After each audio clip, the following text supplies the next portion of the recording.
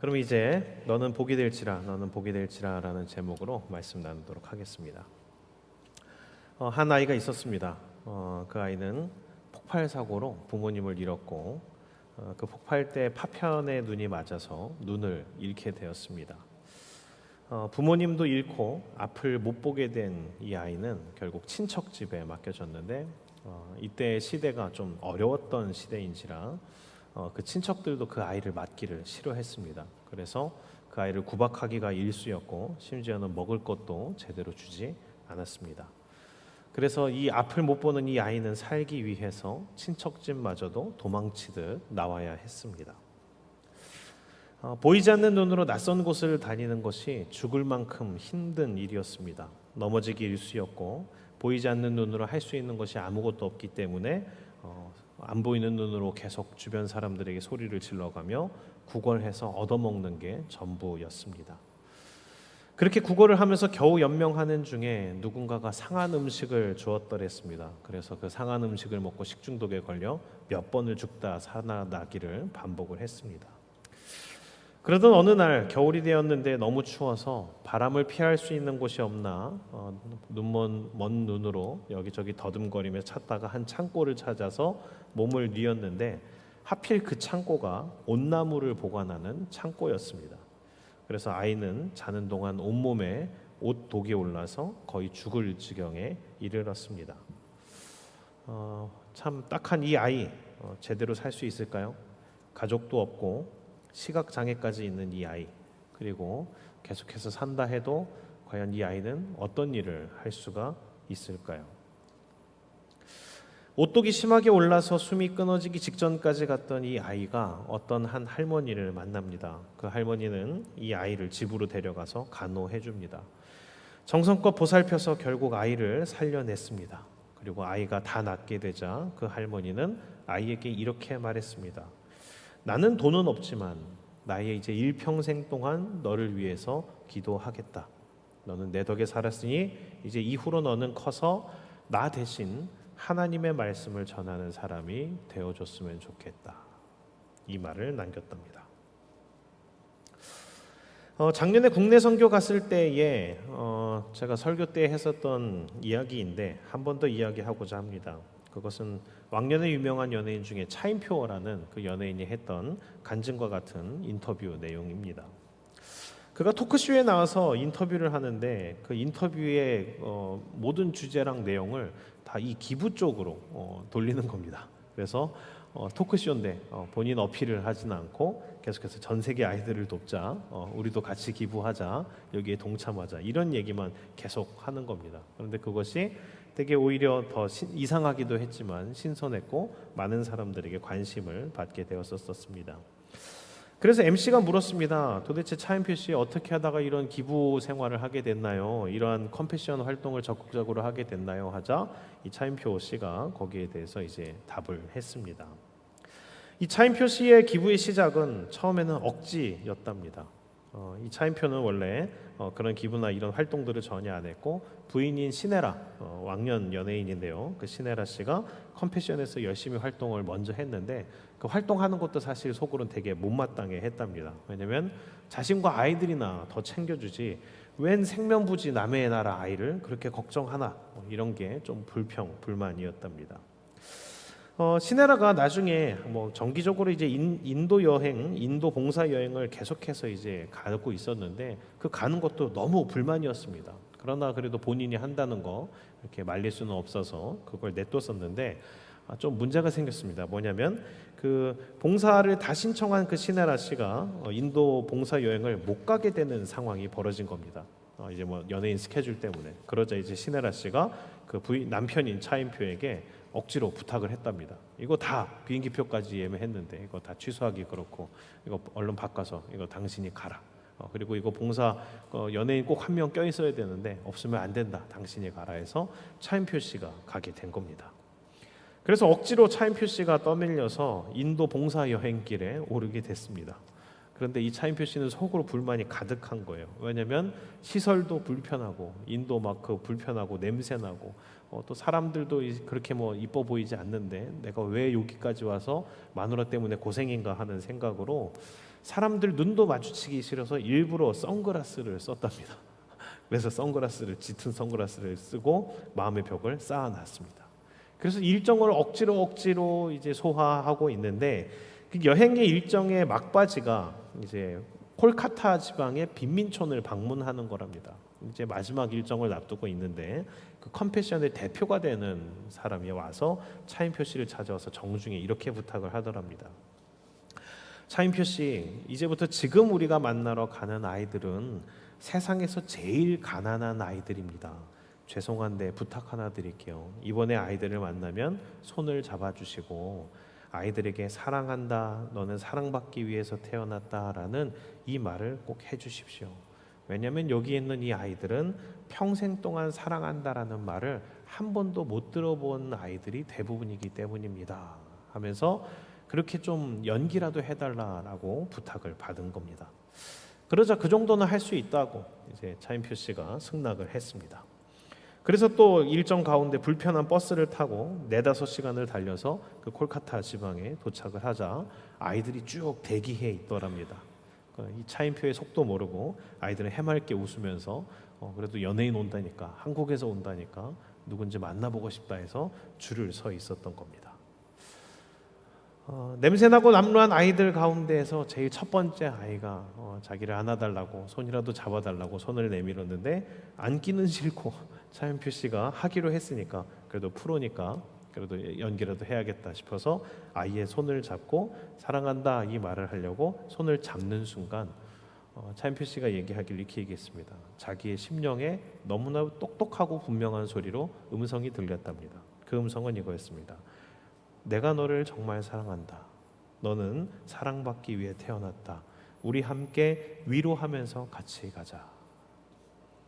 그 폭포수와 같은 음성이 자기의 마음 가운데 들려왔답니다. 그 말을 해주려다가 그 말을 듣고 눈물이 왈칵 쏟아졌죠.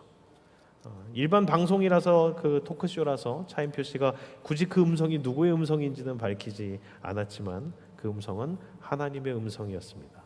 그 음성을 듣고 차인표 씨는 자기의 인생, 가치관, 생각, 행동 그 모든 게 바뀌게 되었습니다. 오늘 말씀은 창세기 12장입니다. 지난 시간에 말했듯이 창세기는 1장에서 11장까지 하나님의 창조 역사로 시작해서 인간이 죄에 빠지게 된 상황, 그리고 그런 죄 가운데에서 인류가 걸어간 그 죄악된 길, 그리고 그 길이 결국 심판으로 끝난다라는 것을 보여주었고, 다시 시작한 인류가 또다시 그 죄악된 길로 빨리 달려가는 모습들을 성경은 보여주었습니다. 그러면서 성경은 말하는 겁니다. 인간은 죄인이고 죄인 중에서 가능성이 있는 사람이 없는 겁니다. 그냥 놔두면 죄로 달려가기가 빠른 겁니다. 그렇게 바벨탑 사건을 11장에 조명한 이후로 성경은 갑자기 완전히 화면이 전환됩니다. 이 전까지는 전체적인 인류의 역사들을 다루었다면 갑자기 창세기 12장부터는 한 사람에게 포커스를 두고 그 한 사람의 이야기를 세세하게 풀어나가기 시작합니다. 마치 영화에서 보면은 앞에는 대충 설명을 하고 이제 본편을 이제 그 중심 내용을 자세하게 설명하는 것처럼 이것이 진짜 이야기다라는 것처럼 이 아브라함의 이야기를 하기 시작합니다. 그렇다면 이제 이 아브라함을 주제로 하나님이 하시고자 하는 말은 도대체 무엇일까요? 그 성경의 전체적인 이제 주제고 핵심 내용이 되는데 그 핵심 내용은 바로 하나님 나라에 대한 이야기입니다. 그렇습니다. 이 전까지 인간들은 그 인간들의 나라는 자기들끼리 힘으로 억누르며 지배하며 결국 자기가 왕이 되고 자기가 신이 되고자 하는 인간의 나라를 만들려고 했는데, 하나님 나라는 하나님이 시작하시고 우리가 생각하는 것과 인간들이 생각하는 것과는 좀 많이 다른 아주 독특한 나라입니다. 근데 그럼 그 하나님이 세우고자 하시는 그 나라가 과연 이 세상 가운데 세워질 수 있을까? 과연 그것은 가능한가? 그리고 그것은 어떻게 이루어지며 어떤 나라가 될 것인가? 이제 그것에 초점을 맞춰서 성경은 말하기 시작합니다. 그 하나님 나라의 시작에 하나님께서 어떻게 하시냐면 그 세계 가운데 가장 똑똑한 사람을 부르신 게 아니었습니다. 아니면 그 온 세계 가운데 열방 가운데 가장 힘 있는 사람을 불렀느냐? 그것도 아니었습니다. 지극히 평범한 한 가정의 아비 아브람이라는 사람을 부르셨습니다. 그리고 그를 불러 먼저 이렇게 말씀하시자 명령하십니다. 그 말씀이 바로 창세기 12장 1절에서 3절 말씀입니다. 우리 함께 읽어볼까요? 창세기 12장 1절에서 3절입니다. 같이 읽겠습니다. 시작. 여호와께서 아브라함에게 이르시되 너는 너의 고향과 친척과 아버지의 집을 떠나 내가 내게 보여줄 땅으로 가라. 내가 너로 큰 민족을 이루고 내게 복을 주어 내 이름을 창대하게 하리니 너는 복이 될지라. 너를 축복하는 자에게는 내가 복을 내리고 너를 저주하는 자에게는 내가 저주하리니 땅의 모든 족속이 너로 말미암아 복을 얻을 것이라 하신지라. 아멘. 오늘 본문 말씀을 잘못 이해하는 사람들은 이렇게 해석하려고 합니다. 첫 번째는 이렇게 해석하죠. 하나님이 믿는 자에게 복을 주시려나 보다. 하나님 따라가면 복 받는다, 부자 된다, 잘 나간다. 이 본문이 그런 뜻입니까? 네, 그런 뜻이 아닙니다.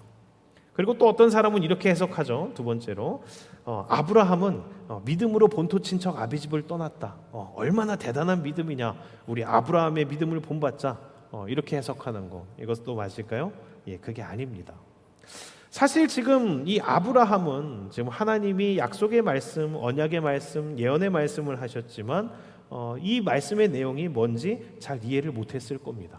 그리고 하나님이 말씀하신 이 자손이 어떻게 하늘의 별보다 많아지고 바다의 모래와 같이 많아지나, 그런 일을 자기가 어떻게 감당할 수 있고 또 그런 일이 과연 이루어질지 여기에 대한 믿음이나 이해가 아마 없었을 겁니다. 그렇다면 우리는 생각해 보게 됩니다. 왜냐하면 아브라함 때 이것을 다 확인할 수도 없고 또 아브라함이 잘 이해도 못하는 이 말씀을 굳이 왜 하나님께서 이때, 그것도 제일 처음에 무언가 하시기도 전에 아브라함에게 이 말씀을 하신 걸까? 왜 이 말씀을 좀 알쏭달쏭하고 알아듣도 못할 것 같은 이 말씀을 아브라함에게 하신 걸까? 하나님께서 아브라함에게 이 말씀을 하신 이유는 사실 우리들 때문입니다. 이 아브라함에게 이 말씀을 하신 것은 그냥 아브라함 들으라고 하신 말씀이 아니었습니다. 오늘 우리들에게까지 들으라고 하신 약속의 말씀입니다. 오늘 말씀은 오늘날 아브라함의 믿음을 순종하여 따르는 모든 믿음의 자손된 우리 모두에게 보라고 주신 말씀입니다. 그래서 아브라함을 부르심과 동시에 아브라함에게 하신 약속임과 동일하게 또한 우리에게 하나님의 말씀하시고 약속하고 계신 내용입니다. 그 내용이 뭐죠? 내가 너로 큰 민족을 이루겠다. 그리고 너는 복이 될 것이다. 하나님께서 믿음의 조상인 아브라함을 불러서 선언하시고 명령하신 그 내용의 핵심이 그거였습니다. 너는 복이 될 것이다. 그리고 또한 너는 복이 되어야 한다 였습니다. 이 부분을 우리는 제대로 봐야 됩니다. 너 복 받을 거야? 이렇게 말씀하시지 않았습니다. 너 운수 대통할 거야? 이 말이 아니었어요. 땅의 모든 족속이 너로 말미암아 복을 얻을 것이다. 너는 복이 되어라. 너가 복이다. 네가 바로 축복의 통로이다 라는 말씀이 오늘 우리가 읽은 말씀의 핵심적인 내용입니다. 제가 서론에 먼저 이야기했던 아이, 그 아이는 어떻게 되었을까요? 가족이 없고 눈은 멀었고 겨우 죽다 살아난 아이, 그는 과연 어떤 인생이 될 수 있을까요? 그 아이를 구해준 그 할머니가 그 아이를 지극정성 보살피며 그렇게 자기의 꿈을 이야기했어요.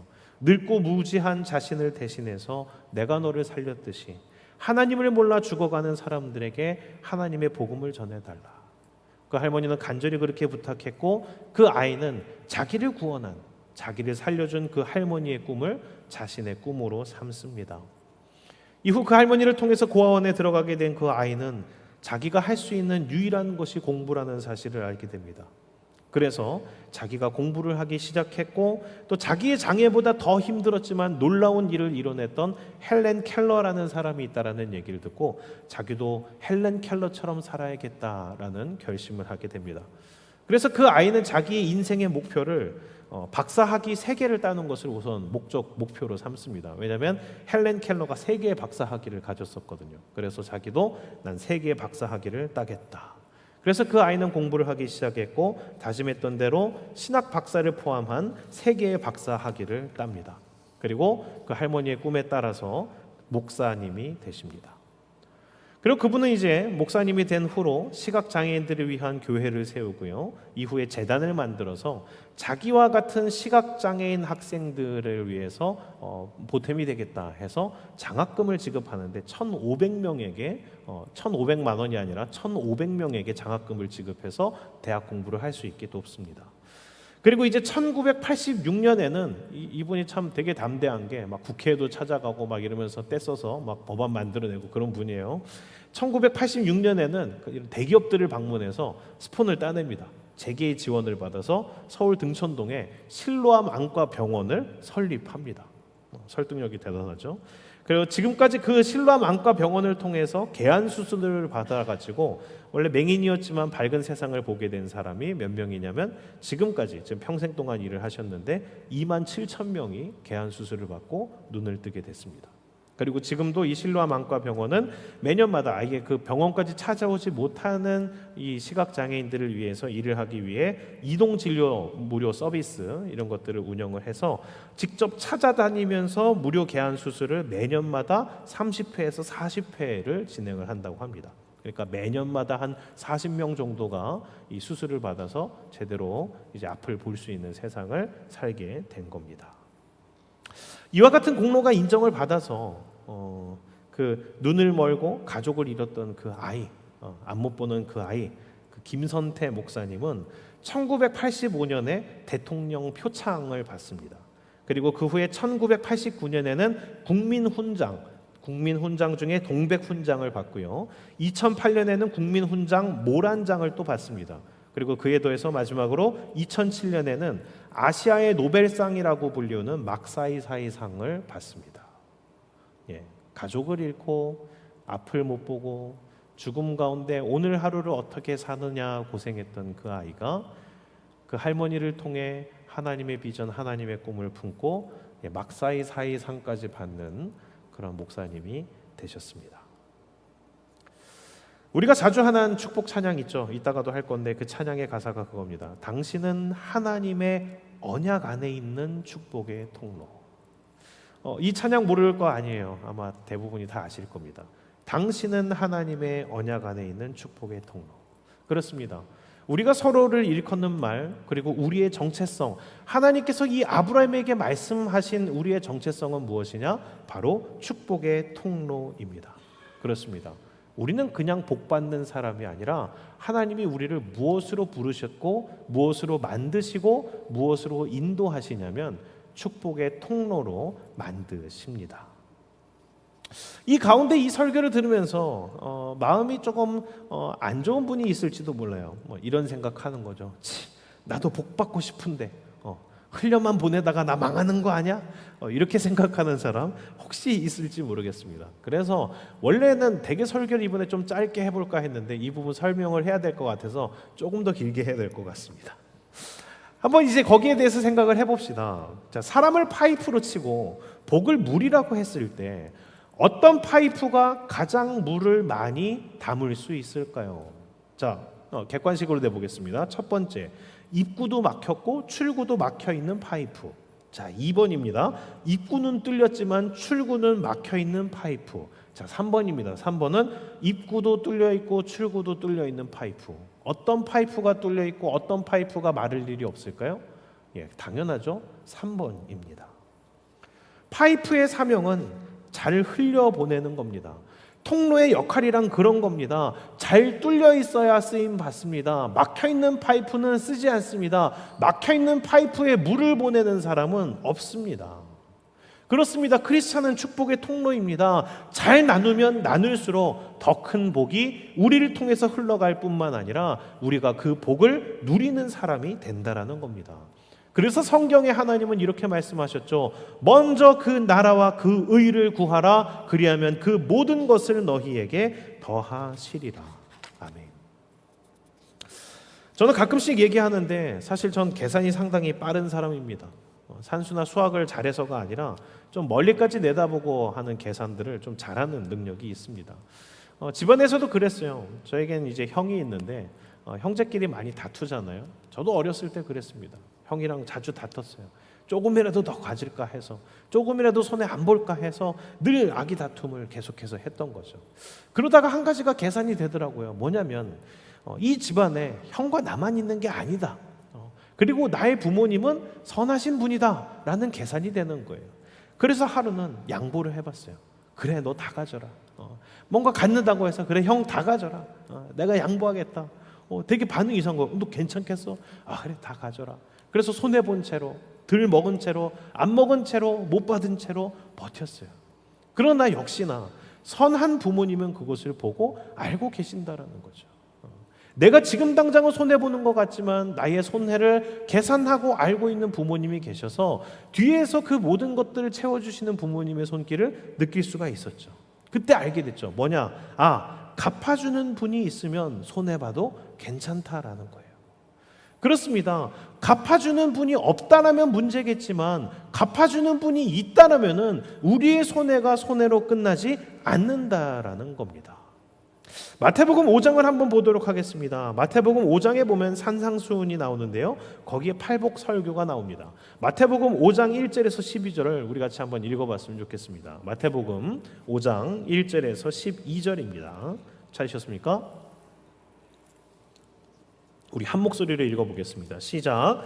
예수께서 무리를 보시고 산에 올라가 앉으시니 제자들이 나온지라 입을 열어 가르쳐 이르시되 심령이 가난한 자는 복이 있나니 천국이 그들의 것이미요 애통하는 자는 복이 있나니 그들이 위로를 받을 것이미요 온유한 자는 복이 있나니 그들이 땅을 기업으로 받을 것이미요 의에 줄이고 목마른 자는 복이 있나니 그들이 배부를 것이미요 긍휼히 여기는 자는 복이 있나니 그들이 긍휼히 여김을 받을 것이미요 마음이 청결한 자는 복이 있나니 그들이 하나님을 볼 것이미요 화평하게 하는 자는 복이 있나니 그들이 하나님의 아들이라 일컬음을 받을 것이미요 의를 위하여 박해를 받은 자는 복이 있나니 천국이 그들의 것임이라 나로 말미암아 너희를 욕하고 박해하고 거짓으로 너희를 거슬러 모든 악한 말을 할 때에는 너희에게 복이 있나니 기뻐하고 즐거워하라 하늘에서 너희의 상이 큼이라 너희 전에 있던 선지자들도 이같이 박해하였느니라. 아멘. 아멘. 오늘 이 말씀이 어떤 사람이 복이 있다고 합니까? 어떤 사람이 복이 있냐고 하냐면 이런 사람이 복이 있다고 하죠. 심령이 가난한 사람, 애통하는 사람, 온유한 사람, 의에 줄이고 목마른 사람, 긍휼히 여기는 사람, 마음이 청결한 사람, 화평하게 하는 사람, 의를 위하여 박해받는 사람.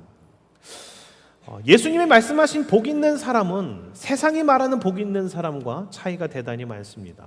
왜냐하면 세상에서는 어떤 사람이 복이 있다고 하냐면 이런 사람이 복이 있다고 합니다. 부한 사람, 즐거워하는 사람, 불의를 잘 참는 사람, 긍휼히 여김을 받는 사람, 자기를 잘 챙기는 사람, 박해를 안 받는 사람, 겉모습이 청결한 사람, 이런 사람들이 복이 있다라고 여깁니다. 지금 당장 순간으로 비교하자면 어쩌면 세상이 말하는 복이 있는 사람이 정말 복이 있는 사람인 것 같아 보일 수 있습니다. 그리고 예수님이 말씀하신 복이 있는 사람은 왠지 복이 있는 게 아니라 고난만 있는 것 같고 손해만 보는 것 같습니다. 그러나 이것을 계산을 안 두고 한 말입니다. 무엇을 계산을 안 뒀냐? 갚아주는 분이 있다라는 것을 계산을 안 했을 때, 그때의 이야기입니다. 팔복은 사실 무엇을 염두에 두고 이야기를 하는 거냐면 철저하게 갚아주는 사람이 있다라는 것을 염두에 두고 미리 계산해 두고 하는 말입니다. 그래서 예수님이 하신 이 팔복의 내용은 뭘 전제하고 있냐면 사람의 중심을 보시는 분만이 알 수 있는 것들을 전제로 하고 있습니다. 그렇습니다. 겉으로 평가될 수 없는 것들, 오직 하나님이 아실 수 있는 것들에 대해서 그런 사람이 복이 있다라고 이야기를 합니다. 어떤 사람이 복이 있냐? 불쌍히 여김을 받는 사람이 아니라 긍휼히 여기는 사람이 복이 있고요. 겉이 청결한 사람이 아니라 마음이 청결한 사람이 복이 있고요. 심령이 가난한 사람이 복이 있고 온유한 사람이 복이 있습니다. 어떻습니까? 겉으로 평가될 수 없는 것들입니다. 오직 그 중심을 보시는 하나님만이 아실 수 있고 그 중심을 아시고 그것에 대해서 갚아주는 분만이 있을 때에만 복이 있을 수 있는 내용들입니다. 그렇습니다. 이 팔복은 철저히 하나님만이 보장해 주실 수 있는 보상이 약속되어 있는 그것들에 대한 내용입니다. 그런데 그러한 것 티는 안 나지만 하나님께서 하시기 때문에 그러한 사람에 대해서 하나님이 무엇을 주시느냐? 천국을 소유하게 하시고 하나님이 직접 위로해 주시고 하나님의 갚아주심으로 기업과 배부름을 얻고 하나님을 보고 하나님의 아들이라 일컬음을 받으며 또한 하나님의 긍휼을 얻게 됩니다. 하나님이 안 계시다고 생각하고 세상이 그저 우연히 생각나서 그냥 사라지는 먼지쯤으로 여긴다면 상관없겠지만 하나님이 계시다는 것을 아는 사람이면 이제 계산을 해보아야 됩니다. 하나님이 갚아주시는 것과 내가 아등바등 챙기는 것과 무엇이 진정으로 우리의 삶 가운데 보탬이 될 것인가, 무엇이 정말로 남는 것인가, 이것을 따져보시기 바랍니다. 성경은 하나님의 갚아주심을 증거하고 있는 책입니다. 성경은 살아계신 하나님이 결국 믿음의 순종에서 따르는 자를 결국 어떻게 이끄시고 함께 하시는지를 보여주고 증거하는 책입니다. 그렇습니다. 그 갚아주시는 분, 함께 하시는 분, 보이지는 않지만 우리를 붙드시는 하나님께서 우리의 인생 가운데 함께 역사하십니다. 아브라함 본토 친척 아비집을 떠나 하나님의 인도하심을 받아 가나안 땅으로 옵니다. 지금 당장은 아이를 낳을 수 있는 어떠한 여유가 없습니다. 아내는 이미 경수가 끊어졌고 과연 아이를 낳을 수 있을까 긴가민가한 상태지만 자기의 나이는 이미 거의 100살이 가까워옵니다. 그런 사람이 어떻게 아이를 낳을까요? 인간적인 내용으로서는 아브라함의 인생에 답이 없습니다. 그러나 누가 계십니까? 갚아주시는 분. 하나님께서 아브라함을 붙잡자 낳을 수 없는 가운데 아들을 낳는 것을 보여주시는 겁니다. 그 하나님께서 우리를 지켜보시며 이렇게 말씀하시고 명령하십니다. 아브라함아, 넌 그냥 인생을 사는 게 아니야. 내가 너로 복이 되게 할 거야. 그리고 너는 복이 돼야 돼. 그 일이 어떻게 이루어지느냐? 내가 너와 함께함으로 너는 복이 될 것이다. 말씀을 마치도록 하겠습니다. 충북 음성에 보면 대단히 큰 규모의 복지센터가 있습니다. 그 복지센터의 이름이 꽃동네예요. 제 나이 또래라면 아마 한두 번씩 이렇게 꽃동네 가보기도 하고 봉사활동 해본 사람들도 꽤 있을 겁니다. 상당히 유명하고 단독 복지센터의 규모로는 뭐 국내 최대라고 할 수 있을 정도로 어마어마하게 큰 곳 중에 하나입니다. 그 꽃동네의 시작이 어떤 것이었냐면 최귀동이라는 할아버지로부터 시작됐습니다. 그 최귀동이라는 할아버지는 우리 개신교 크리스찬은 아니고 천주교인이셨는데 그분은 본인도 거지이면서 어떻게 했냐면 18명을 걷어서 먹인 거예요. 자기가 동량을 해서 보통 거지면은 자기 혼자 먹고 그냥 퍼자기 바쁜데 이 사람은 자기보다 몸이 불편한 사람이 있으면은 자기 움막에 같이 데려와서 그 동량을 해온 것을 같이 나누어 먹습니다. 그렇게 한 사람 한 사람 걷어서 같이 먹기 시작했는데 그 최기동 할아버지의 거지 공동체가 18명이 됐어요. 근데 그분이 늘 하셨던 말씀은 그거였어요. 뭐냐면 얻어먹을 힘만 있어도 주님의 은혜다. 근데 나 혼자 먹으라고 주님이 나에게 주신 것이 아니라 내가 얻어먹을 수 있게 이만큼을 주신 것은 나나 먹으라는 것이었다 라면서 그 18명의 거지들을 먹이면서 이 거지 할아버지가 살고 있었던 거예요. 근데 이 최기동 할아버지가 신부님을 한 분을 만납니다. 오웅진 신부님을 만나고 같이 해서 그 18명에 있었던 사람과 함께 사랑의 집을 시작했고요. 그 단체가 점점 더 사람들이 많아지면서 결국 지금은 4,000명, 거기 그 복지센터에 지금 혜택을 받고 있는 사람은 4,000명이 되는 그 정도 규모의 대규모 꽃동네 복지센터가 되게 됩니다. 사실 우리 교계 가운데에서 이런 류의 얘기는 찾아보면 끝도 없이 너무나 많습니다. 결론을 짓도록 하겠습니다. 어떤 인생 살기 원하십니까?